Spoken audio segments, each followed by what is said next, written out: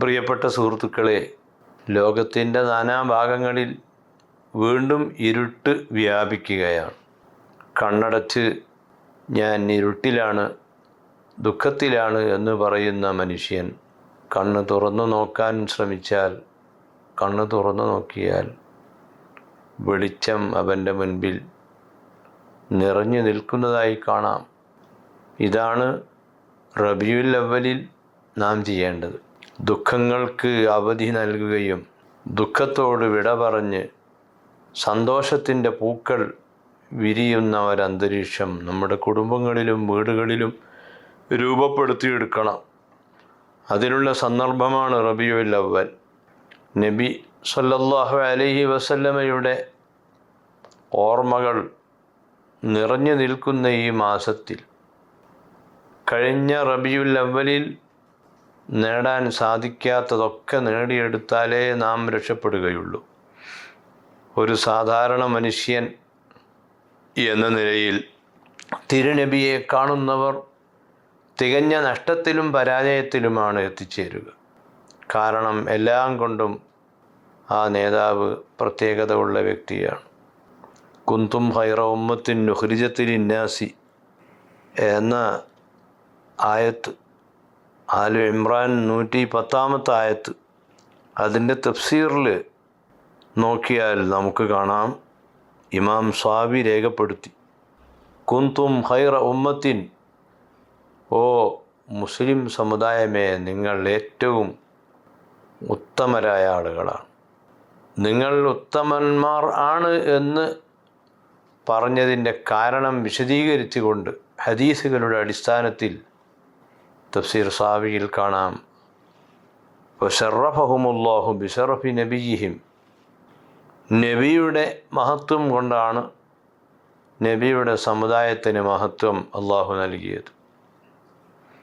ഇത് നാം തിരിച്ചറിയുമ്പോൾ നമുക്ക് മഹത്വം ലഭിക്കുവാനുള്ള വഴി നമ്മുടെ തിരുനബിയെ നാം ഇഷ്ടപ്പെടലും സ്നേഹിക്കലുമാണ്. നമ്മെ പരിചയമില്ലാത്ത ഒരാളുടെ സമീപത്ത് നാം എത്തിയാൽ പരിചയമുള്ള ഒരു വലിയ ആളിലേക്ക് ചേർത്തി പറയുന്നു, അപ്പോൾ അദ്ദേഹം നമ്മെ സ്വീകരിക്കുന്നു. ഇതുപോലെ നമ്മുടെ മേൽവിലാസം, നമ്മുടെ അഡ്രസ് ഏത് ലോകത്തും ഉയരത്തിലെത്താനുള്ള വഴി മുത്ത് നബിയിലേക്ക് ചേർത്തി പറയലാണ്. മുഹമ്മദ് എന്ന് നമുക്ക് നമ്മുടെ മാതാപിതാക്കൾ പേരിട്ടതിൻ്റെ പിന്നിൽ അതാണല്ലോ നാം കാണേണ്ടത്, അല്ലെങ്കിൽ കാണുന്നത്. പനിയും പകർച്ചവ്യാധിയും വ്യാപകമായിരുന്ന യസ്രിബ് എന്ന് പറയുന്ന പ്രദേശത്തേക്ക് നബി സല്ലല്ലാഹു അലൈഹി വസല്ലമ വന്നു. അതോടുകൂടി മദീനയുടെ ക്ലൈമറ്റ് മാറുകയാണ്, സ്ഥിതി മാറുകയാണ്.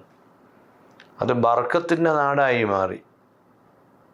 അല്ലാഹുമ്മ ബാരിക് ലനാ ഫീ മദീനത്തിന, മദീനയിൽ നീ ബർക്കത്ത് ചെയ്യണമേ എന്ന തിരുദൂതരുടെ പ്രാർത്ഥന കൊണ്ടും അള്ളാഹു കനിഞ്ഞേകിയ മഹത്വം കൊണ്ടും ആ മദീന ഏറ്റവും മുന്തിയ നാടായി മാറി. ഈ ലോകത്ത് തന്നെ ഏറ്റവും മുന്തിയ സ്ഥലം, മഹത്വമുള്ള സ്ഥലം ഏതാണ്? ഉലമാക്കൾ രേഖപ്പെടുത്തി, നബി സല്ലല്ലാഹു അലൈഹി വസല്ലമയുടെ ശരീരം വിശ്രമിക്കുന്ന സ്ഥലം, അതാണ് ഈ പ്രപഞ്ചത്തിലെ ഏറ്റവും മഹത്വമുള്ള സ്ഥലം, മദീന. മദീനയിലെ റൗള, സുബ്ഹാനല്ലാഹ്. അങ്ങനെ നമുക്ക് രക്ഷപ്പെടാനും മഹത്വം ലഭിക്കുവാനുമുള്ള ഒരേ ഒരു വഴി മുത്ത് നബിയെ സ്വീകരിക്കലാണ്. ആ ഓർമ്മകൾ കൂടുതൽ നമ്മുടെ മനസ്സിലേക്ക് കയറുന്നത് ഈ റബീഉൽ അവ്വലിലാണ്. നബി സല്ലല്ലാഹു അലൈഹി വസല്ലമ ജനിച്ച ദിവസത്തിന് പ്രത്യേകതയുണ്ടെന്ന് സഹീഹായ ഹദീസ് കൊണ്ട് നമുക്ക് ബോധ്യപ്പെടും. തിങ്കളാഴ്ച നോമ്പെടുക്കുവീൻ, അന്നാണ് ഞാൻ ജനിച്ചത്. അപ്പോൾ ജനിച്ച ദിവസത്തിന് പ്രത്യേകതയുണ്ട് എന്നും ആ പ്രത്യേകത ഉൾക്കൊള്ളണമെന്നും ഈ ഹദീസിൽ നാം പഠിക്കുന്നുവെങ്കിൽ മദ്രസയിലെ കുട്ടികൾ മാത്രം പാട്ടും പ്രസംഗവും മറ്റും പഠിച്ച് നല്ലവരായി തീർന്നാൽ പോരാ. അവരുടെ ഉമ്മയും ബാപ്പയും ജ്യേഷ്ഠനും അവരുടെ ബന്ധുക്കളുമെല്ലാം മുത്തുനബിയുമായുള്ള ബന്ധം കൊണ്ട് നന്നാകണം. റഹ്മാനും റഹീമുമായ റബ്ബ് ഈ മാസം കൊണ്ട് വലിയ വിജയങ്ങൾ നമുക്ക് പ്രദാനം ചെയ്യട്ടെ. ചരിത്രം നോക്കിയാൽ നമുക്ക് കാണാം, നബി സല്ലല്ലാഹു അലൈഹി വസല്ലമയുടെ ശിഷ്യന്മാർ ആണ് ലോകത്തെ ഏറ്റവും ഉത്തമ വിഭാഗം. അമ്പിയാക്കന്മാർ കഴിഞ്ഞാൽ പിന്നെ ഏറ്റവും ഉത്തമരായ ആളുകൾ നബിയുടെ സ്വഹാബത്താണ്. അമ്പിയാക്കൾ മുഴുവനും സ്വർഗത്തിൽ പ്രവേശിച്ചാൽ പിന്നെ സ്വർഗത്തിൽ ആദ്യം പ്രവേശിക്കുന്നത് അബൂബക്കർ സിദ്ദീഖാണ്. കാരണം നബി സല്ലല്ലാഹു അലൈഹി വസല്ലമയെ സ്നേഹിക്കുകയും ആദ്യമായി ആ മുത്തുനബിയെ പിന്തുണച്ചുകൊണ്ട് പ്രഖ്യാപനം നടത്തുകയും ചെയ്തത് അബൂബക്കർ സിദ്ദീഖ് റളിയല്ലാഹു അൻഹുവാണ്. ഇതെല്ലാം മനസ്സിലാക്കുന്ന നിഷ്പക്ഷമതികളായ ആളുകൾക്ക് പിന്നെ എങ്ങനെയാണ് നിരാശ ഉണ്ടാവുക? നിരാശയില്ല. പൂർണ്ണമായ ആത്മസംതൃപ്തിയോടെ, ആത്മാഭിമാനത്തോടെ, ആത്മവിശ്വാസത്തോടെ മുന്നോട്ട് നീങ്ങാനുള്ള ഊർജം ഈ റബീഅ് കൊണ്ട് ലഭിക്കണം. മൗലിദിൻ്റെ മജ്‌ലിസുകൾ കൊണ്ട് ലഭിക്കണം. അള്ളാഹു നമ്മെ എല്ലാവരെയും അനുഗ്രഹിക്കട്ടെ. അസ്സലാമു അലൈക്കും വറഹ്മത്തുള്ളാഹി വബറകാതുഹു.